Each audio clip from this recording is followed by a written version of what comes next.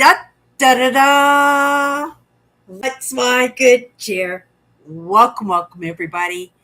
Let's give YouTube a couple of minutes to get those notifications out. In the meantime, if you've never met me before, hi, I'm Sydney. I explore the inside and the outside, and I'm a little bit grubby tonight, admittedly, but I had a really nice day. It was kind of an outdoor day today. I went for a bike ride, and then I got off my bike because my bike ride was going too fast. Like, I wasn't riding the bike too fast, but I was getting to destinations too fast. And I wanted to really enjoy spending some time outdoors. So I walked to one of my favorite free libraries. It's a walk in free library, which is pretty cool because usually they're just like little boxes on the side of the road or in front of somebody's house. But this one is actually the size of a bedroom, and they did it in red plexiglass, and they lined the walls with bookshelves. And I had a little stack of books because I have been partaking in the books in that little library for a while. So I thought I would return the favor, drop off some books. But when I got there, the bookshelves were packed, like just packed. And I stood there. Usually I'm in and out of there in 5 or 10 minutes. I was in there for like a half an hour going through all the books, not wanting to be greedy in any way. Hello, Tammy. Hello, Tammy. Not wanting to be greedy in any way. So I decided just to take my time and go through the books and pick out just a few books. And what I don't read, I will take back along with a few more books.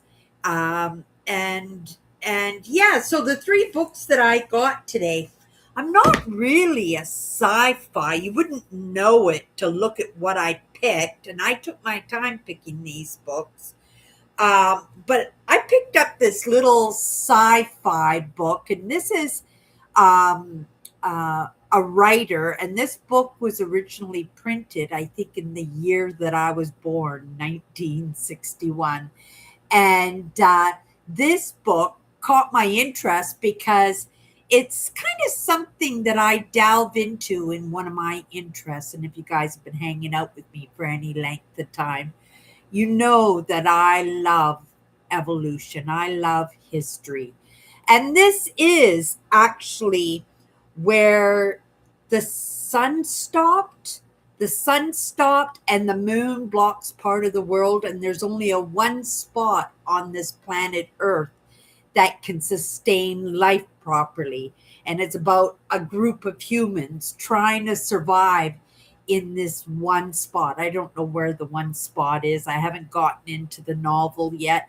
But the storyline caught my interest, in kind of that line of, if something were to happen, what would be some good ideas when it comes to survival?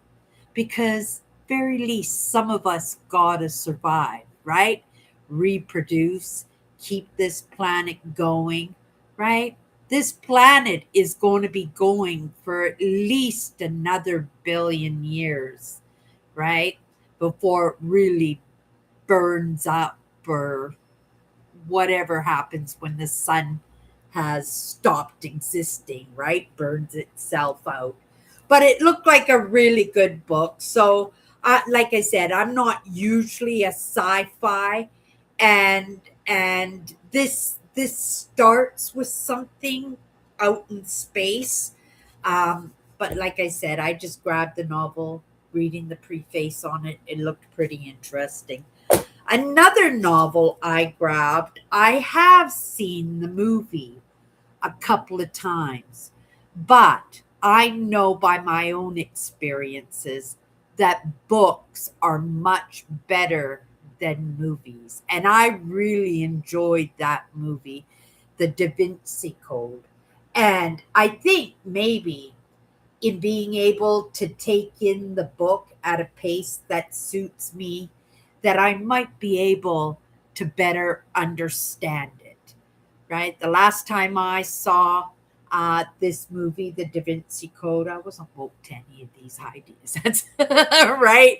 So, right, I might have some better insights, some better understandings. So wouldn't that be cool? So I thought that might be an interesting book.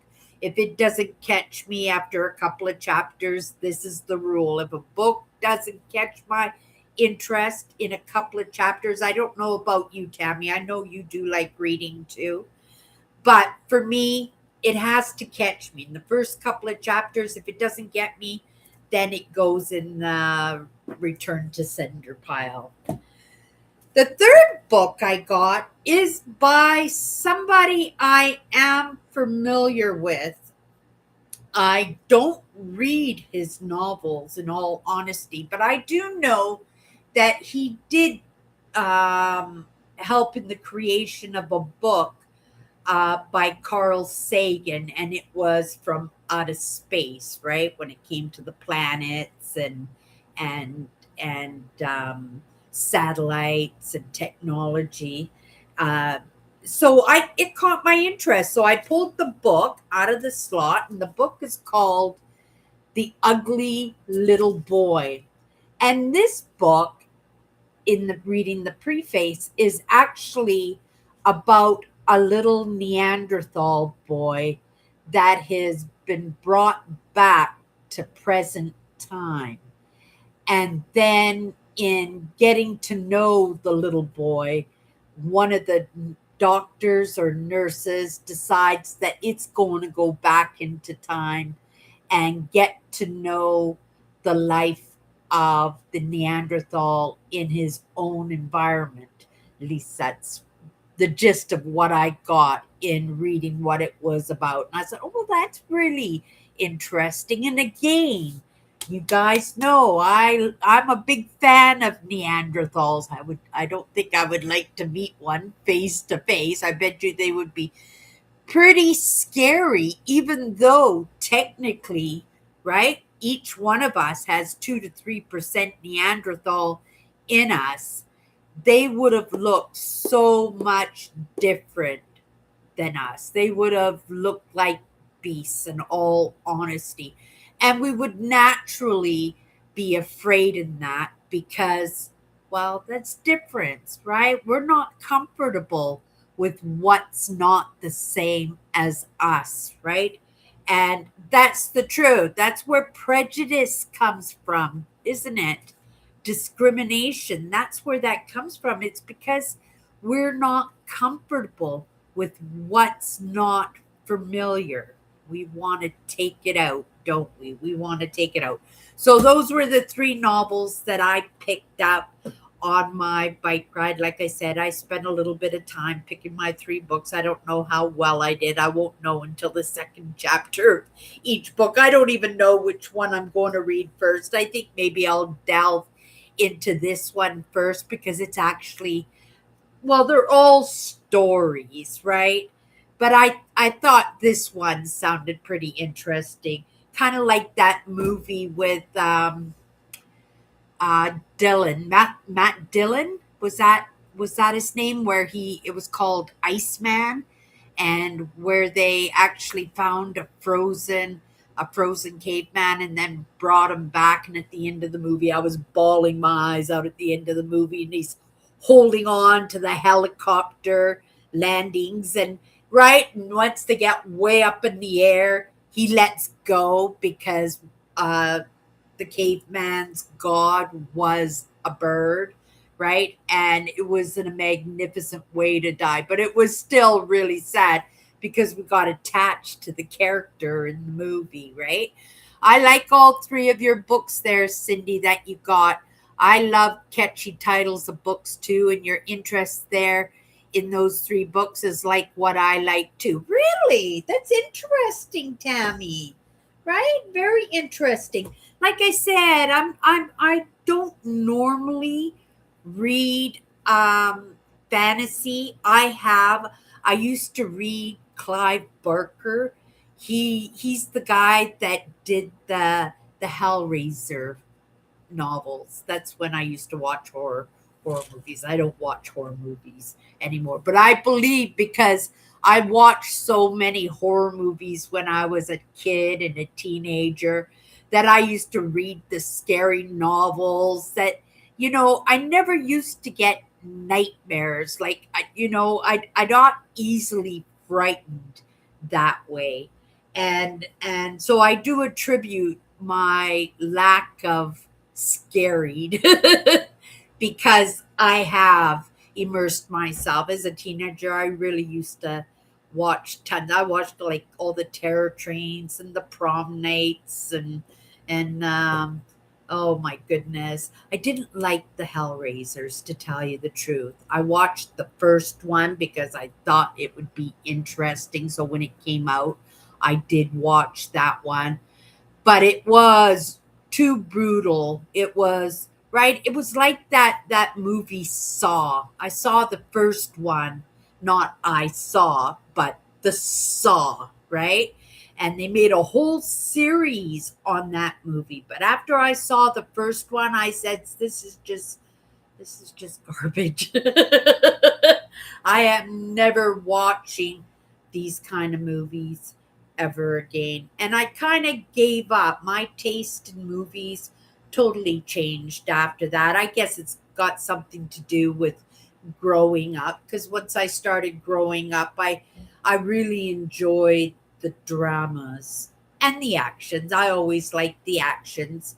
And then now as a mature person, I find myself into being in the fantasy and in the sci-fi, like in the Hobbits and Harry Potter and Lord of the Rings. I like those kind of movies, but I wasn't a Star Wars or Battlestar Galactica or anything like that. That just was not my thing. For the most part, I stayed with the dramas because I really like the dramas, but I love the animated movies. I'm just like a kid when it comes to animated movies. When I was a kid, I grew up on the Disney movies, right? And my mother used to collect the betas, right? She said, "This is for my grandkids. When I have grandkids, I'm going to give them my whole collection of betas."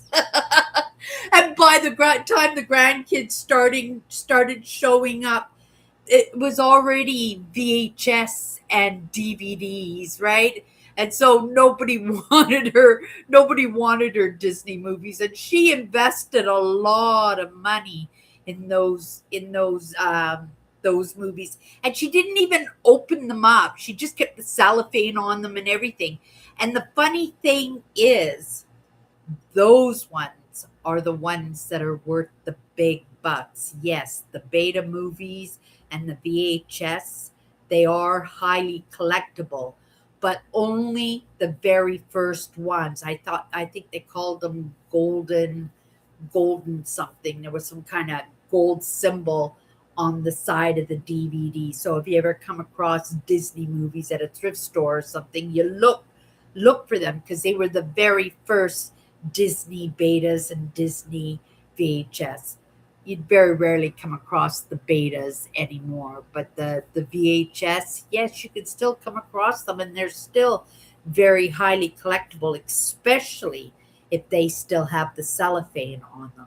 But it's hard to still find the cellophane on them because the cellophane is a plastic, and over the decades it crumbles. It becomes very brittly and it crumbles, so it's hard to keep in shape, keep it moist and right in shape.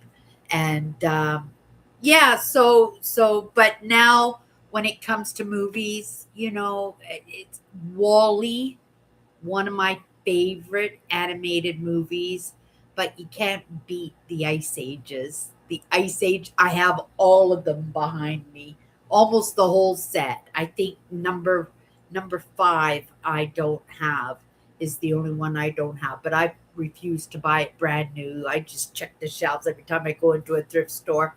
I go to the DVD section just to see if somebody has donated it yet, and that's how I pick them up. I'll only spend a couple dollars on them. Okay, I never liked sci-fi. I picked up the interest lately. My brother liked sci-fi, and your husband did too.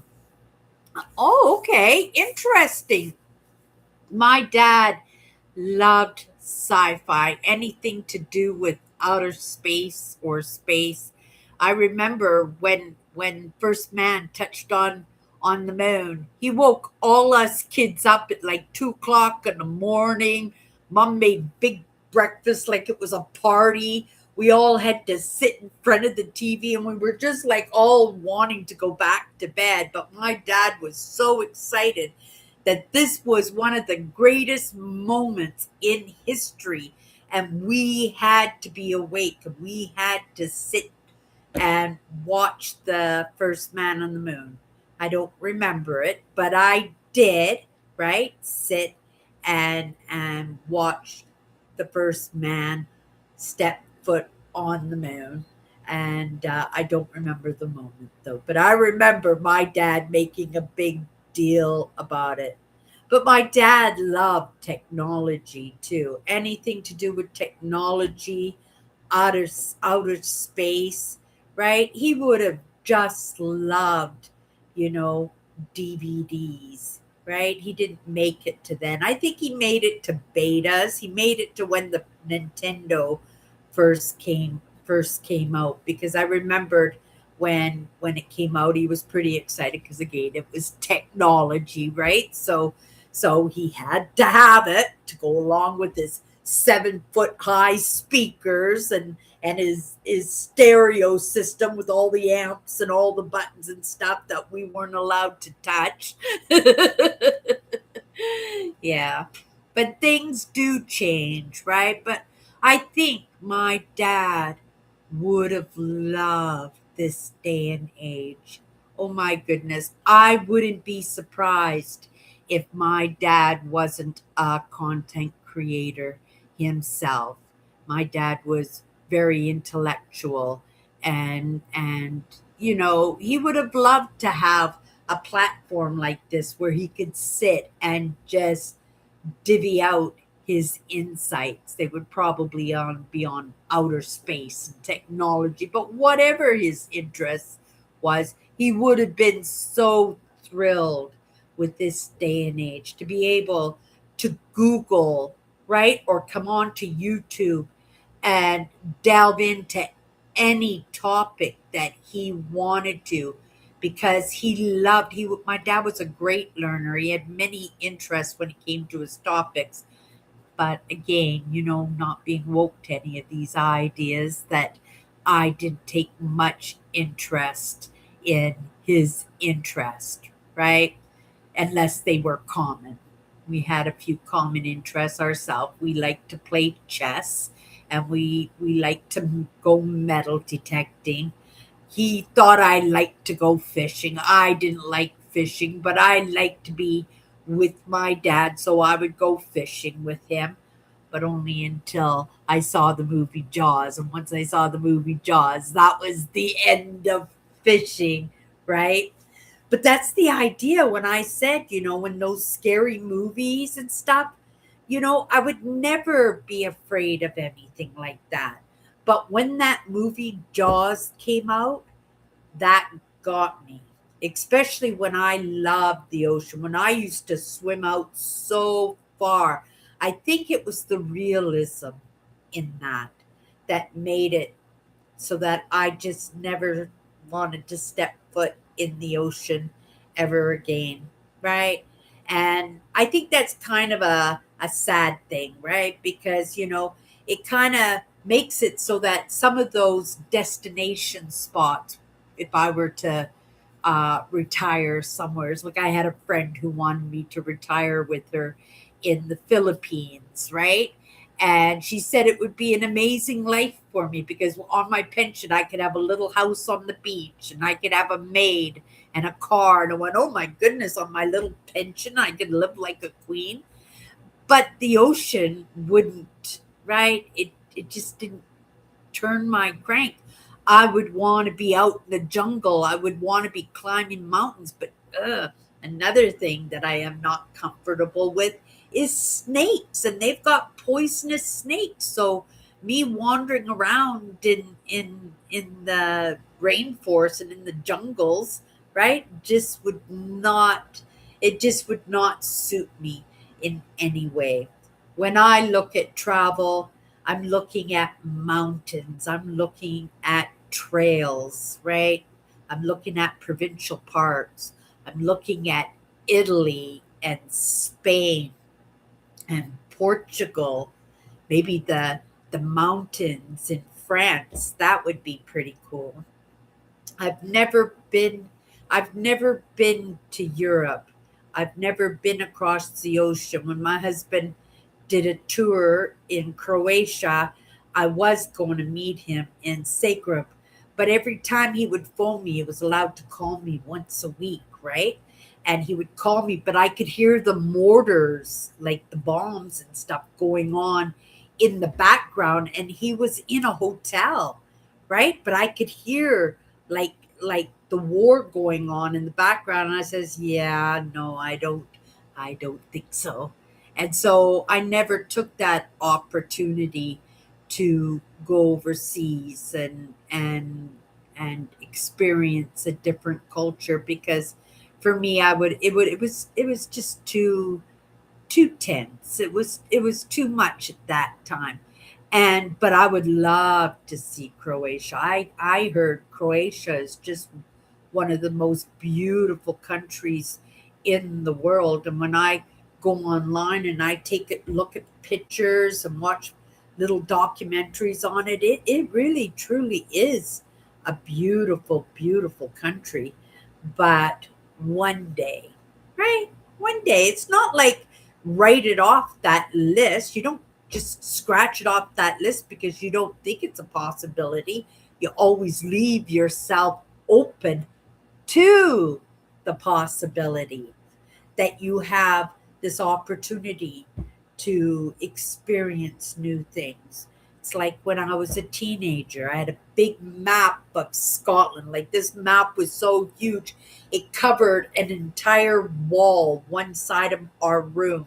All us sisters all shared the same room, but it would cover the whole wall.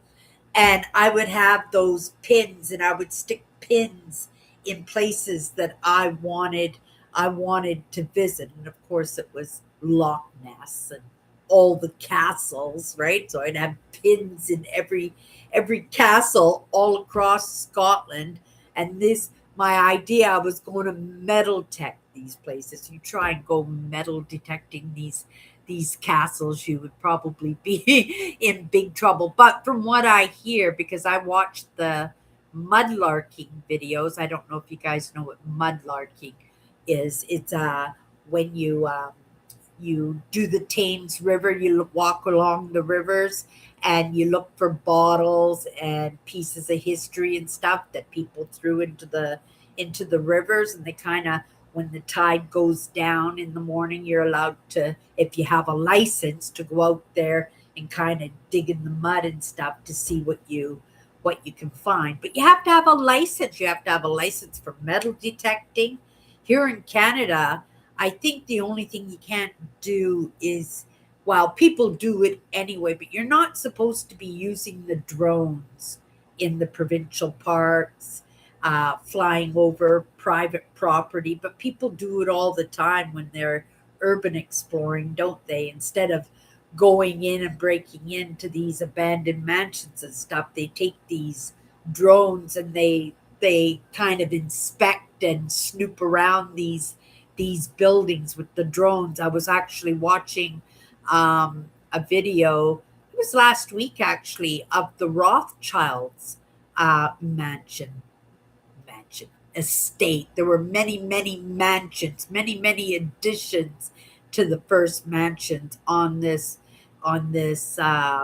property. And if you don't know who the Rothschilds were, they were one of the richest, and probably are still very, very rich, but they're more in the background now than they were in the 17th and 18th century. They were a very well known Jewish family that got to be one of the richest families in the world. And they actually wanted to keep the money in the family, so they all kind of married uncles and cousins, and right. So they ended up having, and actually they had to, because it was written in the will by the first matriarch of that family, that the money all had to stay in the family, so they all had to marry each other. And now they don't do it, but they used to, right? And maybe that's why the Rothschilds are not as infamous as they used to be, right? But yeah, I used to have a drone, but I did have to sell my drone to pay my rent one time. But that was usually what I think I did. No, I didn't do that with my metal detectors. I kept my metal detectors, I think, until last year. And then last year, because I wasn't metal detecting, because I was spending my time out on the road, and my interest expanded. I was doing provincial parks and stuff. And I still love metal detecting, but I watch metal detecting in YouTube videos, because I could just fast forward to the finds now, because the boring part is actually looking for stuff, because metal detecting, you're not getting hits every 2 seconds. It's just not the way it is. And if you are getting hits every 2 seconds, it's like nails and beer cans and pop bottle caps, and right, it's just junk, right? Nails and just junk. So I would much rather enjoy it and live vicariously through YouTube videos that somebody else creates. And that way I can fast forward in between the finds, or I can just enjoy the scenery. And I do that quite often when I'm not able to get out and about. I did get out and about today. It was beautiful. It was kind of interesting because people were very kind to me. Right? Usually I can go out and about, and yes, I bump into people and I stop and I talk when I bump into people. But if people don't normally stop me to chit chat or say hello. I had some guy in a car today actually stand there, because I decided, instead of riding my bike, I wanted to walk my bike so I could enjoy the views. I didn't have to watch for traffic and stuff.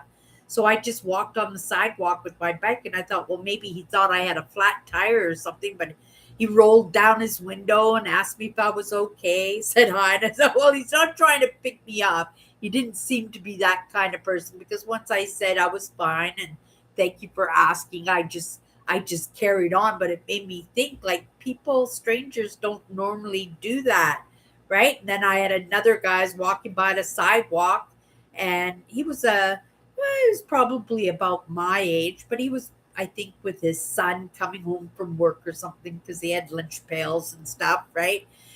And he walked by me and he just kind of slowed and said hi and gave me a big smile. I went, "Oh, is that ever nice, right?" But it made me notice, because it happened a few times today with people I didn't even know. And like I said, I was just kind of grungy. I was just kind of wearing my outdoor wear, and I didn't even do my hair today.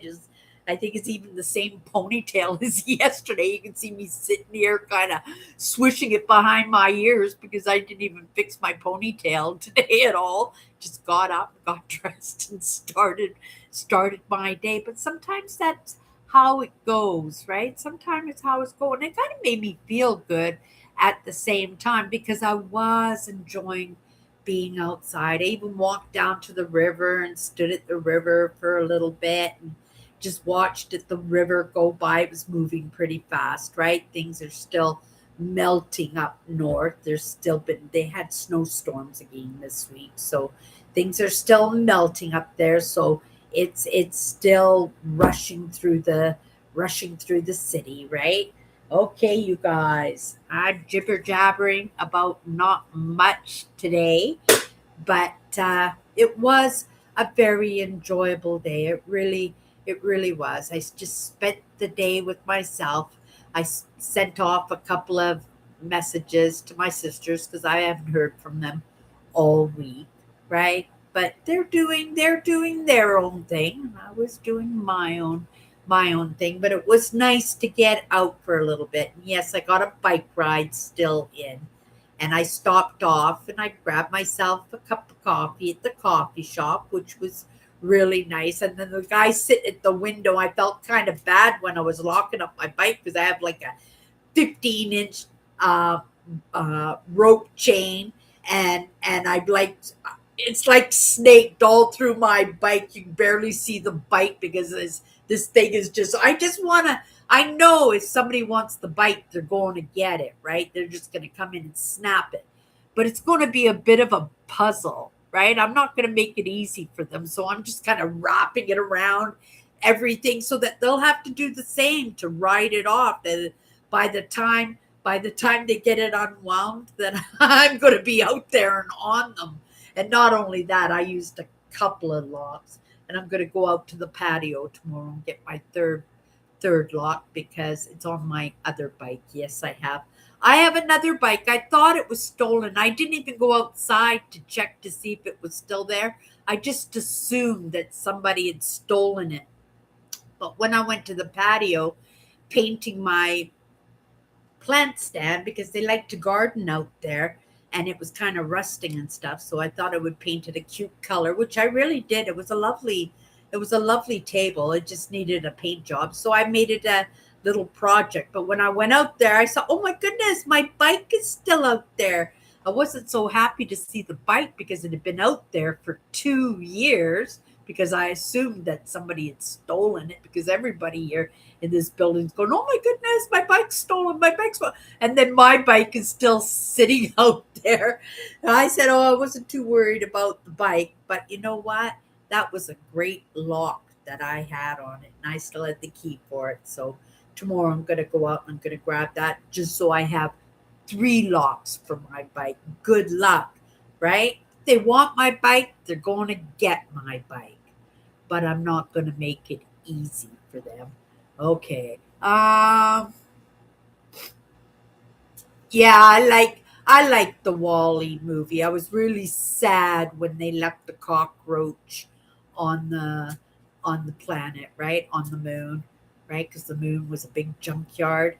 Like when he took off in the spaceship, like he should have taken the cockroach with him and he just deserted him, right? There could have been a chance that he never made it back to the moon and the cockroach would have been all by himself after they had become friends, right? So yeah, that kind of upset me. I bawled my eyes out when that happened. And when I talk about that movie, I always mention the cockroach, right?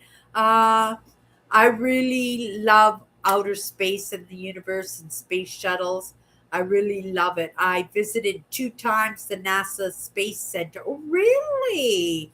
Oh my goodness. I bet you that would have been super interesting. I bet you that would have been super interesting. I would have loved to have done something like that. I've got some magnets, some vintage magnets from the Space Center, NASA, the Space Center. I've got a few books. I've got them listed. See if I can sell them and stuff. But yeah, that would have been really a neat experience to go and visit that. I also wanted to see the Ford Museum. They right because he's all about technology, and I think it was right after the First World War or maybe the Second World War.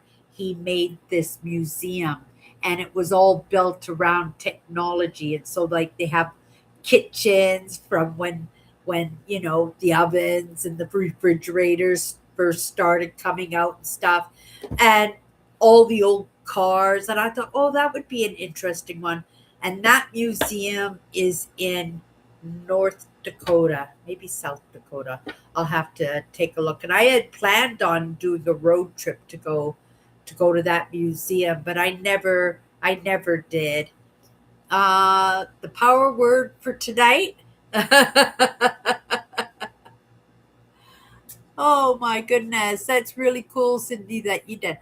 And the power word for tonight is, and one of the times was special. It was my kids and I and your parents. Oh, really? Oh, now you're gonna have to. You were all ready for me to pull the power word. Uh, um, that Right? And that would have been a really special memory. That would have been a special memory. Oh my goodness. I know that would have been a special memory for me. I would have found that exciting, even though I didn't find sitting in front of the television watching the first man step on the moon very interesting. I remember I wanted to go back to bed. Okay, you guys, get ready, Tammy. And wasn't it curious? Oh, here I go again. Yesterday, right? I went in and I did my live show last night, and I was talking about curiosity throughout the entire podcast. I was talking about curiosity, and I didn't even notice when I went to pull that powerful word that I had pulled the word curiosity. Not until I had gone back into my podcast for myself to watch it again did I pick up on that lesson. And that was I thought, oh my goodness, if we talk about serendipities and coincidences and breadcrumbs, that was one for sure. You won't have it happening tonight because I was kind of like all over the place tonight, like I usually was. Okay, if you've never hung out with me before, these are 54 powerful words. Usually at the end of my life, I come in and I pull a card. We go into it for a few minutes, and right, sometimes it's pertinent to the conversation, sometimes it's not, right? But like I said, that word curiosity, it popped up yesterday as my powerful word of the day, and it was what I was talking about my entire life. So I thought that was pretty interesting. Okay. Wow. I don't think I've ever had this word before. Isn't that interesting? Commitment is your word to see it through. Super interesting about this because I believe this to be true. It's giving that word to ourselves because if we can't keep our own promises to ourselves, there isn't a chance. We shouldn't be trusted to give a truth to somebody else. So you guys will always hear, like sometimes I'll say, I think I'll go for a walk tomorrow. I'm not committing to that, right? If I say I'm going for a walk tomorrow, I'm going for a walk tomorrow because I said I would. Something has to happen. It had to be a big snowstorm, big rain, a big snowstorm. I'd probably go out anyway, but a big rainstorm, thunderstorm. It would have to be a family emergency or something. But if I say I'm going to do something, right? That's my commitment. I have to do it because I won't let myself down, right? Because I have to be that example for myself at the very least. At the very least. Commitment is your word to see it through lots of times, right? You guys will hear me. Oh, I think I'm going to do this. I committed this week that on Wednesday coming up, I'm going to go live on my Instagram. I haven't gone live on my Instagram for over a year now. And I used to go live almost every single day on Instagram. So I want to make sure that I pick a good topic, one of my I think my go-tos, like my word of choice or change, probably change. I might delve into the topic a little bit, but I might be so inspired by something else, right? I might be able to actually sit down and be inspired by something and write pages of notes like I have been doing on occasion in the past few weeks and commit right, to doing that topic on Wednesday. But I won't say I will until I know for sure. Because once I commit to it, I have to do it because I can't break that promise to myself, right? Because that's my word. And if I can't be that example to myself, how can I be that example for anybody else, right? I let people down. We all let people down, don't we? Right? And it's not our intent to do that. But life happens, things happen. We're forgetful sometimes, right? We're even sometimes inconsiderate in that. But if you give your word, if you commit, right? If you commit, then you have to follow through. Commitment is your word to see it through. It means you've got to do that, right? Yeah, again, if you can't even keep a promise to yourself. And so I never, like I said, you guys will hear me say, I think maybe I will do this, or I might do this. Well, wouldn't that be a good idea? But it's not a commitment until I say for sure that I'm doing it. And once I say for sure, then I'm committed 100%. And I used to commit lots of times, especially um, when I was married, because my husband was in the military, and lots of times they couldn't afford to have big weddings, and sometimes weddings would just have to happen right away because the men would be going on tour or out in the field for training or something. So they would have to be quickie weddings. And lots of times I would volunteer to do weddings, a backyard wedding or a small church wedding or a reception or something. And they were a lot, right? It's like event planning. It's a lot of work. I enjoyed it, but there's a lot of pressure in that.